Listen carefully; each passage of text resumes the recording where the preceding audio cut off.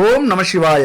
தனம் தரும், கல்வி தரும், ஒரு நாளும் தளர்வு அறியா மனம் தரும், தெய்வ வடிவும் தரும், நெஞ்சில் வஞ்சமில்லா இனம் தரும், நல்லன எல்லாம் தரும், அன்பர் என்பவருக்கே கணம் தரும், பூங்குழலால் அபிராமி கடைக்கண்களே. என் அன்பு விருட்சிக ராசி நண்பர்களுக்கும் தோழிகளுக்கும் பிள்ளைகளுக்கும் பெரியோர்களுக்கும் வணக்கம். இந்த வீடியோல வரக்கூடிய தமிழ் புத்தாண்டு உங்கள் வாழ்க்கையில என்ன மாற்றத்தை ஏற்படுத்த போகுது? ஏன்னா ஒவ்வொரு ஆண்டையும் நம்ம எதிர்பார்த்து காத்துக்கிட்டு இருக்கோம், ஒவ்வொரு மாதத்தையும் எதிர்பார்த்து காத்துக்கிட்டு இருக்கோம். நம்ம வாழ்க்கை இந்த பிரபஞ்சத்தின் வாயிலாக மாறாதா? ஏதாவது அதிர்ஷ்டம் இருக்காதா? ஏதாவது யோகம் இருக்காதா? எங்கேயாவது ஒரு மாற்றம் கிடைக்காதா?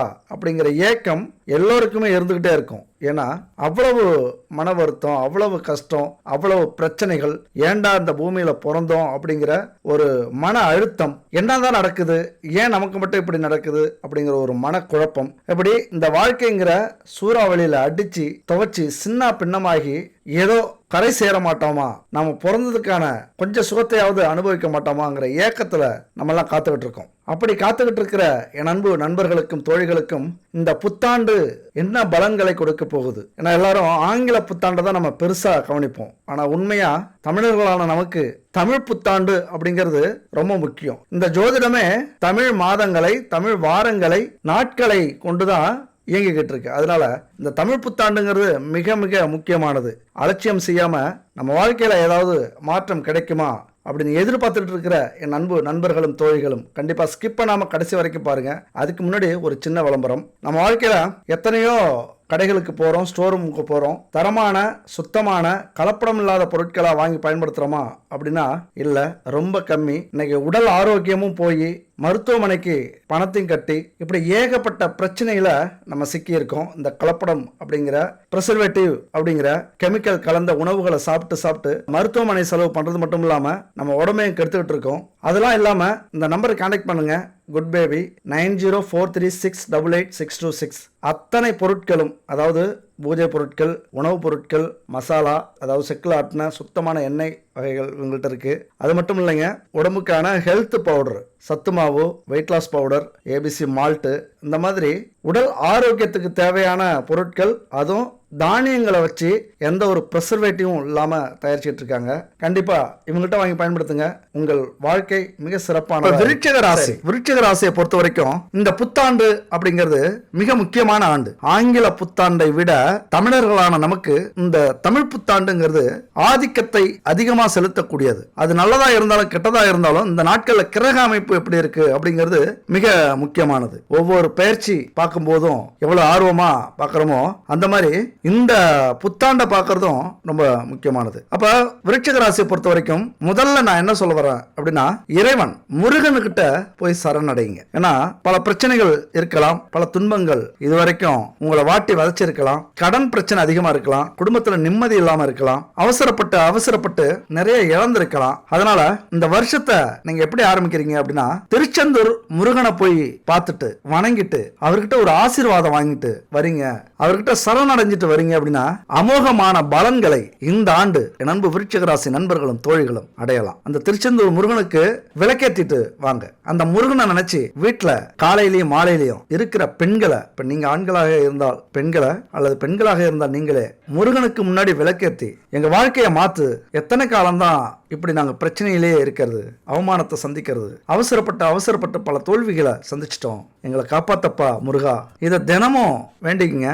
கண்டிப்பா உங்கள் வார்த்தைக்கு உங்களது அதிபதி முருகன் தலை சாய்ப்பார். முருகனுடைய ஆசீர்வாதம் இருந்துருச்சு அப்படின்னா நீங்க எதை பத்தியும் கவலைப்பட வேண்டியதில்லை, யாரை பத்தியும் கவலைப்பட வேண்டியதில்லை. உங்களுடைய குணமும் மனமும் தெளிவடையும். எந்தெந்த விஷயம்லாம் உங்களை பாதிக்குதோ, எதெல்லாம் உங்களை ஆட்டுவிக்குதோ, எதெல்லாம் உங்களுக்கு பெரிய பிரச்சனையா இருக்கோ அதெல்லாம் சரியாகிடும். அதுபோல உங்களுடைய வார்த்தைக்கு மதிப்பும் மரியாதையும் கூடக்கூடிய ஒரு ஆண்டு. அதே போல நல்ல விரயங்கள், சுப விரயங்கள், அதாவது சுப நிகழ்ச்சிகள் நடக்கக்கூடிய ஒரு ஆண்டு. அதனாலதான் சொல்றேன், ஆரம்பத்திலே போய் திருச்செந்தூர் முருகன்ட்ட ஒரு ஆசீர்வாதம் வாங்கிட்டு வந்துருங்க.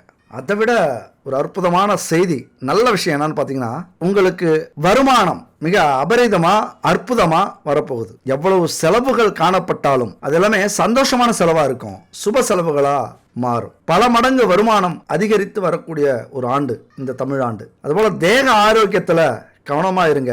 மனசை தெளிவா வச்சுக்கோங்க. வயிறு, இதயம் தொடர்பான பிரச்சனைகள் வரக்கூடிய வாய்ப்புகள் உண்டு. அடுத்தது, கடன் பிரச்சனை இருந்தது அப்படின்னா முக்கியமா உங்களுக்கு இந்த ஆண்டு கண்டிப்பா தீரும். கடன் பிரச்சனையை தீர்க்கக்கூடிய ஒரு ஆண்டு. இந்த கடனாலேயே மதிப்பு, மரியாதை, கௌரவம் இதெல்லாமே போயிருந்திருக்கும். தொலை தூரத்துல போய் இப்ப வாழ்ந்துகிட்டு இருப்பீங்க. அதாவது ஊரை விட்டு ஓடி போய் வாழ வேண்டிய சூழ்நிலை, சம்பாதிக்க வேண்டிய சூழ்நிலை. உங்க குடும்ப கௌரவத்தை பார்க்கணும், காப்பாற்றணும் அப்படின்னா வேற ஊர்ல இருந்தாதான் உங்களால சமாளிக்க முடியுங்கிற சூழ்நிலை.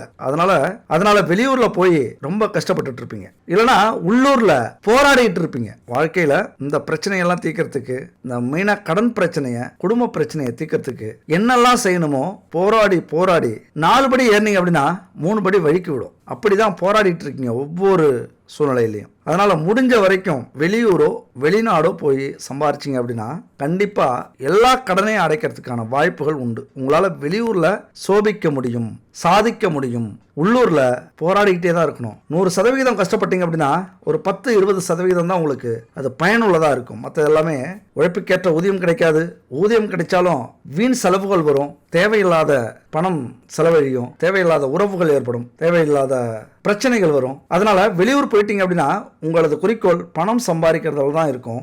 அது மட்டும் இல்ல, எந்த வேலையும் கௌரவம் பார்க்காம செய்ய ஆரம்பிச்சிருவீங்க. உள்ளூர்லன்னா எல்லா வேலைக்கும் நம்ம கௌரவம் பார்ப்போம். இது நமக்கு செட் ஆகுமா, 4 பேர் மதிப்பாங்களா, இல்லை கேலி கிண்டல் பண்ணுவாங்களோ அப்படிங்கிற எண்ணங்கள் இருந்துகிட்டே இருக்கும். அதனால நிறைய வாய்ப்புகளை மிஸ் பண்ணியிருப்பீங்க. ஒன்று மட்டும் நீங்கள் புரிஞ்சுக்கணும், எந்த ஒரு மனிதனுமே நம்ம எந்த வேலை செஞ்சாலும் சரி, சாதிக்கிற வரைக்கும் நம்மளை கேவலப்படுத்துவாங்க, அலட்சியப்படுத்துவாங்க, கிண்டல் பண்ணுவாங்க. இதெல்லாம் ஒரு வேலையா அப்படின்னு ஏளனம் பேசுவாங்க. இது எல்லாருக்குமே பொருந்தும், எல்லா வேலைக்கும் பொருந்தும், எல்லா தொழிலுக்கும் பொருந்தும், எல்லா முயற்சிக்கும் பொருந்தும். அதில் ஒரு படி மேலே ஏறி சாதிச்சிட்டிங்க அல்லது அதில் உங்கள் திறமையை காட்டிட்டீங்க அப்படின்னா அப்படியே அதை மாற்றிப்பாங்க. அவங்களே போய் சொல்ல ஆரம்பிச்சிருவாங்க, நான் அன்னைக்கே நினச்சேன், எனக்கு அன்னைக்கே தெரியும் அப்படின்னு. அது மாதிரியான ஒரு காலகட்டத்தை உங்களால் இந்த வருஷம் கொண்டு வர முடியும். இங்கே துணிவும் நேர்மையும் உங்களுக்கு இருக்கிறதுனால நீங்கள் யாரை பற்றியும் கவலைப்பட வேண்டிய அவசியம் இல்லை. இன்னைக்கு அவமானப்படுத்திருக்கலாம், அசிங்கப்படுத்திருக்கலாம், நிராகரிச்சிருக்கலாம், உங்களது திறமை தெரியாமல் ஒரு வேலையிலேருந்து நீக்கி இருக்கலாம், அல்லது குடும்பமே உங்களுக்கு எதிராக செயல்பட்டு இருக்கலாம். உங்களது இழிநிலையை பார்த்து அதற்கெல்லாம் பதிலடி கொடுக்க இந்த ஆண்டு ஒரு சரியான ஆண்டு. பயப்படாதீங்க, தயங்காதீங்க, தன்னம்பிக்கையோட செயல்படுங்க. ஏன்னா உங்களுக்கு அந்த வீரமும் அதிகாரமும் அந்த தைரியமும் தன்னம்பிக்கையும் இயற்கையாகவே உண்டு. இந்த பாட்டை மனசில் நினச்சிங்க, அதுக்கப்புறம் ஆட்டோமேட்டிக்காக நீங்கள் இந்த உலகத்தை புரிய ஆரம்பிச்சிருவீங்க, உறவுகளை புரிய ஆரம்பிச்சிருவீங்க. நெஞ்சம் இருக்கு துணிவாக, நேரம் இருக்கு துணையாக, நெஞ்சம் இருக்கு துணிவாக, நேரம் இருக்கு துணையாக, நினைத்தால் முடிப்பேன் சரியாக, நான் யார் நீ யார், போடா போ, ஆடியிலே காத்தடிச்சா ஐப்பசியில் மழை வரும், தேடி வரும் காலம் வந்தால் செல்வமெல்லாம் ஓடி வரும், யாரை நம்பி நான் பிறந்தேன், பொங்கடா பொங்க என் காலம் வெல்லும், வென்ற பின்னே வாங்கடா வாங்க. அவ்வளவுதான், இந்த ஒரு வரி தான். யாரையும் நம்பி நீங்க இல்ல, உங்களுக்கான காலம் வரும், அன்னைக்கு பாருங்கடா. அந்த சவால் தான். ஏன்னா நெஞ்சில நேர்மையும் இருக்கு, துணிவும் இருக்கு, தனியா உழைக்கிற அந்த வலிமை இருக்கு. ஏன்னா எந்த ராசியில பிறந்திருக்கீங்க? விருட்சக ராசியில. விருட்சகம் அப்படின்னாலே போராடக்கூடிய குணம் கொண்டவர்கள். அதனால இந்த போராட்ட குணம் இருந்தாலே இந்த வருஷம் அந்த போராட்டத்து குணத்தை நீங்க பார்க்கணும், அதை வெளியில கொண்டு வரணும். இல்லைனா இத்தனை நாள் இதை பயன்படுத்தி இருந்தீங்க அப்படின்னா இந்த வீடியோலாம் நீங்க பார்க்கவே வரமாட்டீங்க. பயன்படுத்தாதால தான், உங்களுக்குள்ளார இருக்கிற திறமை தெரியாதால தான் இந்த வீடியோலாம் நீங்க பார்க்க வரீங்க. இந்த வீடியோ மட்டும் இல்லை, விருட்சக ராசின்னு வரக்கூடிய அத்தனை வீடியோவையும் யூடியூப்ல பார்த்துட்டே இருப்பீங்க. என்னை பொறுத்த வரைக்கும் இந்த வீடியோ கடைசி வீடியோவா இருக்கணும். உங்க வாழ்க்கையில போராடி ஜெயிக்கணும். இந்த வீடியோலாம் பார்க்கறதுக்கு கூட உங்களுக்கு நேரம் காலம் இருக்கக்கூடாது. அந்த அளவுக்கு நீங்க பிஸி ஆகணும். இந்த வருஷம் ஆரம்பத்திலே முடிவு பண்ணீங்க, திருச்செந்தூர் முருகனை போய் வணங்கிட்டு ஆசீர்வாதம் வாங்கிட்டு உங்களது முயற்சியை தொடங்குங்க. அது எந்த வேலையாக இருந்தாலும், தொழிலாக இருந்தாலும், தன்னம்பிக்கையோட ஒவ்வொரு நிமிஷமும் போராடி தயங்காம, எந்த நேரத்துலையும் சோர்ந்து போகாம, ரொம்ப முக்கியம். எவ்வளவு பிரச்சனை வந்தாலும், எவ்வளவு தடைகள் வந்தாலும் சோர்ந்து போகாம தொடர்ந்து ஒரு விஷயத்த, ஒரு வேலையை, ஒரு தொழிலை செய்றீங்க அப்படின்னா கண்டிப்பா அதுல ஜெயிக்காம வெளியில வரவே மாட்டீங்க. ஜெயிச்சா மட்டும்தான் நமக்கு மரியாதை, எல்லாருக்கும் பதிலடி கொடுக்க முடியும். அப்ப என் நண்பு விருட்சக ராசி நண்பர்களே, தோழிகளே, இந்த காலகட்டம் உங்களுக்கு அற்புதமா இருக்கு. இந்த தமிழ் புத்தாண்டுல இருந்து ஒரு முடிவு பண்ணிக்கங்க. ஜெயிச்சிட்டு தான் ஊர் பக்கம் தலையை காட்டுவோம், ஜெயிச்சிட்டு தான் வீட்டு பக்கம் வருவோம், ஜெயிச்சிட்டு தான் இந்த ஃபங்க்ஷனுக்கு நாங்க போவோம், ஜெயிச்சு ஜெயிச்சுட்டு தான் இந்த உறவு வீட்டுக்கு போவோம். இப்படி ஒரு முடிவெடுக்க வேண்டிய காலகட்டம் இது. ஏன்னா இன்னும் ஒரு 6 மாசம் அப்புறம், ஒரு 8 மாசத்துக்கு அப்புறம் எனக்கு என்ன தெரியுது அப்படின்னா, உங்க குடும்பத்துல பணவரவுக்கு பஞ்சமே இருக்காது. ஏன்னா குருவின் பலம் மிக அற்புதமா இருக்கு. பொருளாதாரத்துல நல்ல முன்னேற்றம் கொடுக்கக்கூடிய பலமாக இருக்கு. குருவின் பலம் அபரிதமான வளர்ச்சி உண்டாகும். சுபகாரியங்கள்லாம் நடந்துகிட்டு இருக்கும். குழந்தை பாக்கியம் உண்டாகும். வீடு கட்டிக்கிட்டு இருப்பீங்க. இப்படிலாம் நடக்கும்போது அப்ப இந்த 8 மாசத்துக்கு முன்னாடி என்ன செய்வீங்க? போராடுவீங்க, கஷ்டப்பட்டுக்கிட்டு இருக்கீங்க, உழைச்சிக்கிட்டு இருக்கீங்க அப்படின்னு அர்த்தம். அப்போ இப்போ இருந்த தன்னம்பிக்கையோட ஆரம்பிச்சிருங்க. இல்லை எனக்கு வேலை தெரியாது, எந்த தொழிலும் தெரியாது, நான் பிறந்ததே வேஸ்ட்டு, என் விதி தலை விதி, எங்கே போனாலும் தோல்வியாக இருக்குது, எனக்குன்னு ஒரு திறமையே இல்லை, எல்லாரும் இப்படி தான் சொல்கிறாங்க. தயவு செஞ்சு இந்த சப்பக்கட்டெல்லாம் கட்டாதீங்க. நான் டைரெக்டாகவே சொல்கிறேன், உங்களுக்கு கோவம் வந்தாலும் பரவாயில்ல. இதெல்லாம் காரணங்கள். நமக்குள்ளே இருக்கிற திறமையை வெளியில் கொண்டு வர முடியாததுக்கு இது ஒரு காரணம். ஏன்னா எல்லாமே சாதிக்க முடியும். சாதித்தவங்கெல்லாம் வேற்று கிரகத்திலேருந்து வந்தவங்க இல்லை, அல்லது வேற்று இனம் இல்லை, அல்லது வேற்று உயிரினம் இல்லை. அவர்களும் மனிதர்கள் தான். அத்தனை வாய்ப்புகளும், அத்தனை பலமும், அத்தனை குணமும் அந்த மூளை உங்களுக்கும் உண்டு. தயவு செஞ்சு இவன் என்ன அறிவுரை சொல்லிட்டு இருக்கான் அப்படின்னு நினைக்காதீங்க. ஒரு நண்பனா, ஒரு தம்பியா, ஒரு அண்ணனா, இப்படி எப்படி வேணா நினைச்சிங்க. ஒரு பேரனா, வயசானவங்களாம் ஒரு பேரனா நினைச்சிங்க. ஏதோ அவனுக்கு தெரிஞ்சதை சொல்றான் அப்படின்னு நினைச்சிங்க. ஆனா யார் சொல்றாங்க அப்படின்னு பார்க்காதீங்க, என்ன சொல்ல வரான்னு முயற்சி பண்ணுங்க. இந்த சூட்சமத்தை புரிஞ்சுக்கிட்டீங்க அப்படின்னா உங்களால மிகப்பெரிய வெற்றியை அடைய முடியும். இந்த வருஷம் அப்படின்னா இந்த வருஷம் மட்டும் இல்லை, நீங்க வேணா முயற்சி பண்ணுங்க. இனிமே ஒவ்வொரு ஆண்டும் இந்த தமிழ் புத்தாண்டு மாதிரி உங்களுக்கு சிறப்பானதா இருக்கும். என்னை பொறுத்த வரைக்கும் இந்த வீடியோ பார்க்கறதோட நிறுத்திக்கணும். அடுத்த வீடியோ நீங்க பார்க்க கூடாது. அதுக்கு உங்களுக்கு நேரம் இருக்கக்கூடாது. உங்களது முயற்சி இருந்துகிட்டே இருக்கணும். தூங்காம, நேரத்தை வேஸ்ட் பண்ணாம இப்படி உழைச்சிக்கிட்டே இருக்கணும். அதுதான் என்னுடைய விருப்பம். ஏன்னா அவ்வளவு ஒரு அற்புதமான வாய்ப்புகள் இந்த காலகட்டத்தில் உண்டு. பயணங்கள் ஆதாயம் கொடுக்கும். எந்த காரியம் செஞ்சாலும் வெற்றியை கொடுக்கும். கொஞ்சம் சிந்திச்சு செயல்பட்டீங்க அப்படின்னா வெற்றி கிடைச்சிடும். அதுபோல வெளிநாடு சம்பந்தப்பட்ட வேலைகள், பயணங்கள் உங்களுக்கு கிடைக்கும். அடுத்து நிலம், வீடு, வண்டி, வாகனம் வாங்கக்கூடிய அமைப்பு உண்டுங்க இந்த வருஷம். உங்களுக்கு கேட்டாலே சில பேர் கிண்டல் பண்ணுவீங்க, சில பேர் நக்கலா சிரிப்பீங்க, சில பேர் ஷாக் ஆவீங்க, சில பேர் அலட்சியப்படுத்துவீங்க. நிலம் வாங்கலாம், வீடு வாங்கலாம், வண்டி வாங்கலாம், வாகனம் வாங்கலாம்னு சொல்றோம்னு வச்சுங்களேன். சில பேர் இப்படிலாம் கிண்டல் பண்ணி சிரிப்பீங்க. ஆனா உண்மை அதுதான். எல்லா வாய்ப்புகளும் இருக்கு. முயற்சி பண்ணா கண்டிப்பா கிடைக்கும். சில விஷயங்கள்ல கவனமா இருக்கணும். அதாவது பேச்சில் கவனம் ரொம்ப ரொம்ப முக்கியம். செலவு பண்ணும்போது இந்த இன்டர்நெட்ல இருந்து அனுப்புறது, ஜிபே பண்றது, இதெல்லாம் பண்ணாதீங்க. பேங்க்ல காசு எடுத்துட்டு வந்து உங்க கையால செலவு பண்ணுங்க. அப்பதான் ஒவ்வொரு பைசாவும் உங்களுக்கு எப்படி கையில இருந்து போகுது அப்படின்னு உங்களுக்கு தெரியும். கை போறத மடக்குவீங்க, அந்த அருமை தெரியும். நம்ம நம்பரா அனுப்பிட்டோம் அப்படின்னா அந்த அருமையெல்லாம் தெரியாது, அந்த கஷ்டம் தெரியாது. அலட்சியமா இருப்போம் பணம் செலவு பண்றதுல. அதனால வார்த்தையில கவனம் தேவை, செலவு பண்றதுல கவனம் தேவை. அடுத்தது முக்கியமான விஷயம் ஒழுக்கம் அப்படிங்கிறது இந்த காலகட்டத்தில் ரொம்ப ரொம்ப முக்கியம். அந்த ஒழுக்கத்துல ஒரு பிரச்சனைனா டோட்டலா ஸ்பாயில் ஆயிடும். இது வரைக்கும் சேர்த்து வச்சிருந்த கௌரவம், சாப்பாட்டுக்கு கூட வழி இல்லாம பட்டினி வந்துடலாம். ஆனா கௌரவம் போய், மரியாதை போய், மானம் போய்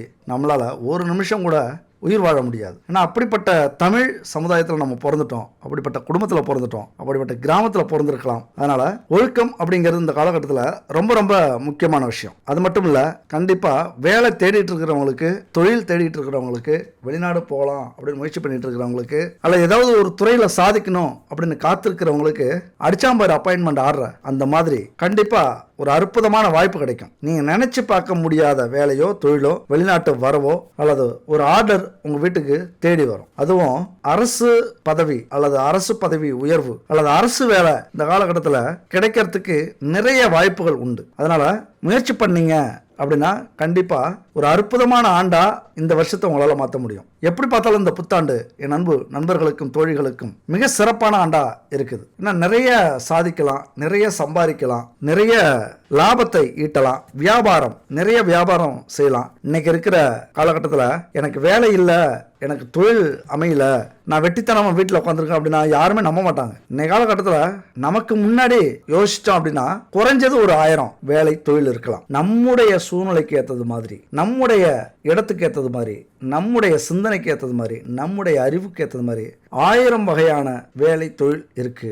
அதனால எதுலேயோ ஒன்று புகுந்து கண்டிப்பா தொடர்ந்து கஷ்டப்பட்டு உழைச்சி முன்னுக்கு வர முடியும். இந்த வருஷத்தை தயவு செஞ்சு வேஸ்ட் பண்ணிடாதீங்க. கண்டிப்பா ஒரு மிகப்பெரிய மாற்றம் உங்க வாழ்க்கையில நடக்கணும் அப்படின்னா இந்த புத்தாண்டை பயன்படுத்திக்கங்க. இப்படி மனம் சஞ்சலப்படக்கூடிய, குழப்பமடையக்கூடிய வாய்ப்புகள் இருக்கு. ரொம்ப ஸ்ட்ரிக்டா இருங்க. அது மாதிரியான காலகட்டத்தில் யோகா, தியானம் ரொம்ப ரொம்ப முக்கியம். ஆன்மீகத்துல ஈடுபடுங்க.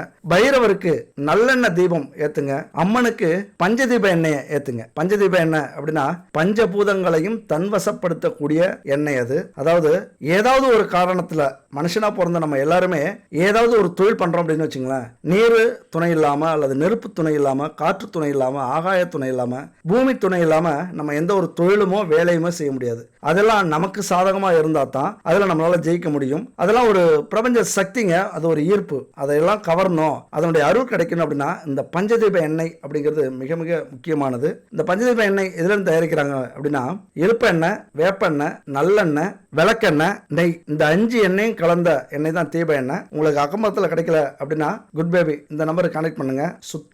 சுத்தமான செக்கில் ஆட்டின எண்ணெயை பயன்படுத்தி இவங்க தயாரிக்கிறாங்க. இந்த பஞ்சதீப எண்ணெய் வாங்கி அம்மனுக்கு ஏத்துங்க. கோவிலுக்கு போய் ஏத்தினாலும் சரி அல்லது வீட்டில் ஏத்தினாலும் சரி, செவ்வாய் வெள்ளி இந்த 2 கிழமையில ஏதாவது ஒரு கிழமையை தேர்ந்தெடுத்துங்க.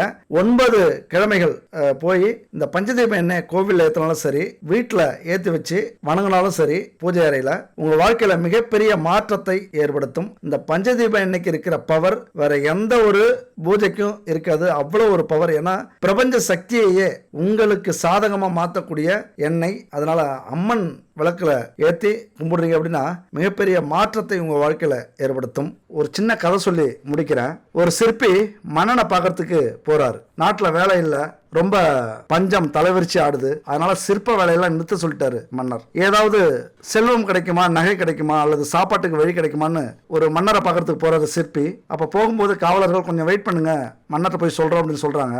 வெயிட் பண்ணிட்டு இருக்காரு. ரொம்ப நேரம் ஆகுது அவருக்கு. அப்ப ஒரு கல்லு கிடக்குது, அழகான கல்லா கிடக்குது. சரி அவங்க கூப்பிடுற நேரம் ஏதாவது ஒரு சிலை வடிப்போம் அப்படின்னு அவர் தான் எப்பொழுதுமே அப்புறம் சிற்பில எல்லாமே கையில் வச்சிருக்கிறாரு. அதை எடுத்து என்ன பண்றாரு, அடிக்கிறாரு சிலை வடிக்கிறதுக்காக. அப்ப அந்த கல்லு கேட்குது, அழகான கல்லு, டேய் முட்டாள், என்ன செய்யற, ஏன் எனக்கு வலிய உருவாக்குற, எனக்கு வலிக்குது அப்படின்னு கத்துது. அவர் உடனே பயந்துறாரு. ஐயோ மன்னிச்சிரு, உன்னை அழகாக்கணும் அப்படின்னு தான் நான் சிலை வடிக்க ஆரம்பிச்சேன், மன்னிச்சிரு அப்படின்ட்டு விலகிறாரு. அப்புறம் இதை பார்த்துட்டு இவரு ஒரு பயத்தோட வரதை பார்த்துட்டு இன்னொரு கல்லு, என்ன சிற்பி என்ன பிரச்சனை, ஏன் ஒரு மாதிரியா இருக்கீங்க அப்படின்னு கேட்குது. இல்லை இந்த மாதிரி சிலையை வடிக்க போனா அந்த கல் என்னை திட்டிடுச்சு, அதனால நான் விட்டுட்டு வந்துட்டேன் அப்படிங்கிறாரு. உடனே இந்த கல்லு சொல்லுது, என்ன ஏதாவது செய்யுங்களேன் அப்படிங்குது. இல்லை நீ ரொம்ப தரமான கல்லா இல்லை, நீ பயனற்ற கல்லா இருக்க, உன்னை நான் செதுக்கிறதுக்காக உளிய போட்டு அடிச்சேன் அப்படின்னா நீ என்ன அந்த கல்லு மாதிரி என்ன திட்டினாலும் திட்டுவ அப்படிங்கிறாரு. இல்ல நீங்க எது வேணாலும் செய்யுங்க, நான் அவமானப்பட்டு அசிங்கப்பட்டு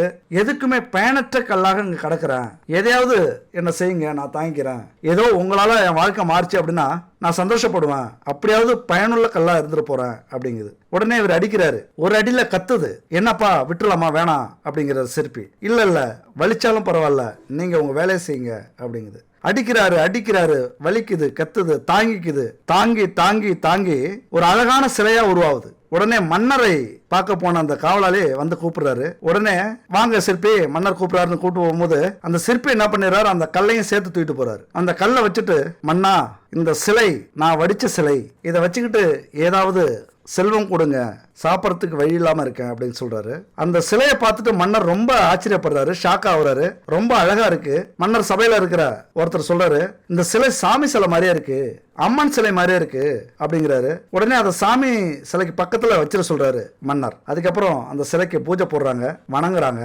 அந்த சிலையின் மதிப்பு அந்த நிமிஷத்துல இருந்து உயருது. இதுல என்ன நீங்க புரிஞ்சுக்கணும் அப்படின்னா, ஈஸியா உங்களுக்கு புரியும். எத்தனை அடிபட்டாதான், அடி வாங்கினாதான் ஒரு கல்லு சிலையாக உருவாக முடியும், அழகா உருவெடுக்க முடியும். அதுதான் நம்ம வாழ்க்கை. எதுவுமே ஈஸியா கிடைச்சிடாது. ஈஸியா கிடைச்சிரும் அப்படின்னா அது நமக்கு வாழ்க்கை இல்லை. அடிபட்டு அவமானப்பட்டு துன்பப்பட்டு தோல்வி அடைஞ்சு வேதனைப்பட்டு கௌரவம் இழந்து ஒரு நாள் பக்குவப்பட்டு நிற்போம் பாரு, அன்னைக்கு இந்த சிலையாக இந்த உலகம் நம்மளை பூஜிக்கும், நம்மளை போற்றும். இதுதான் வாழ்க்கை. அடுத்த ஒரு அற்புதமான வீடியோல சந்திக்கலாம். நன்றி, வணக்கம்.